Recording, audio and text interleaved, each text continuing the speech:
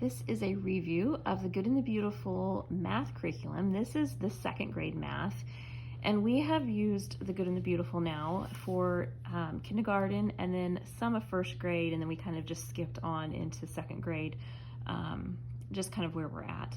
But this is by far my favorite elementary math program that I have found so far. My girls love it and they've begged me not to stop. Previously we were doing Horizons math, which I personally like.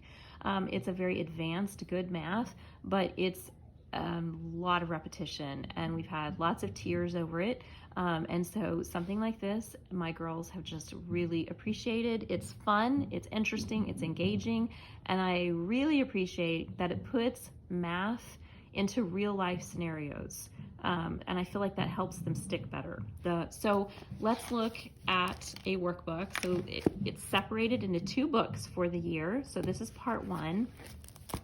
And we're just gonna open up and look at a lesson here.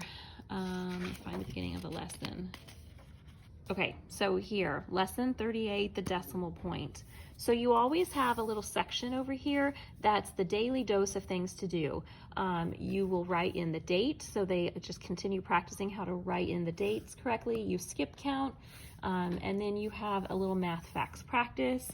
You're working with money here, and then normally there's like a story that you read to your child. It does not take long, and it involves normally a lot of the manipulatives. So here's the box that you get, and then here's all the different manipulatives you use. We just keep it in the box, but they're so pretty. Look at these little egg manipulatives. I mean, it's just unlike anything I've ever seen before for math, and makes it so interesting. Here's the fractions.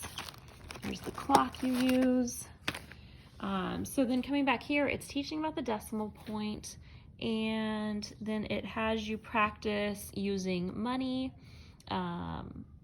So you have paper money, and then quarters and dimes and nickels and pennies, and then you need a dry erase board and a dry erase marker. And then here is your worksheet. This is what the child actually does. And then that's it for the day. And then this is a new lesson. So it's very manageable. It's not too much where the child feels overwhelmed, but it covers a good amount in each lesson. And I just really like it. My children feel more engaged. Look at this. I mean, you're working with such beautiful pages.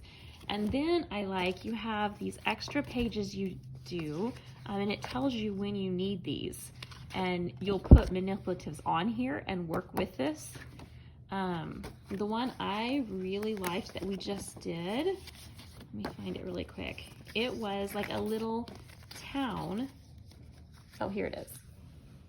It was a little town, and it showed you learned your northeast, southwest directions on this. And so I'd say, take Tommy, I can't remember the name, but Tommy's going to go west now, and then he's going to go east on this street, and then he's going to go west. And you put it in a dry erase page where they just used a dry erase marker and they marked and went down the streets. It was so nice, and it just made it feel so much more realistic than just writing directions down on a piece of paper or drawing them. So she really liked that activity.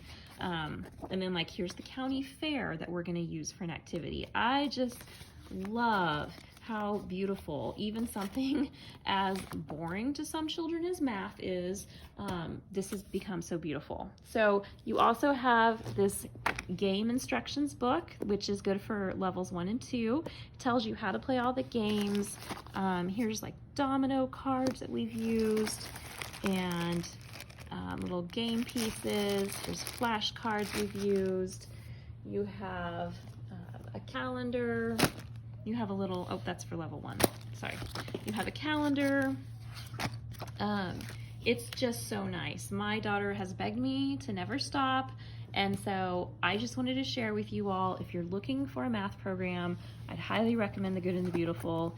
And they are coming out with level 3 very soon. So I think by this summer or fall, they'll have it out. So definitely check it out. They have the kindergarten and the 1 and 2 out currently. So I hope this was helpful to you as you try and decide what math curriculum to use.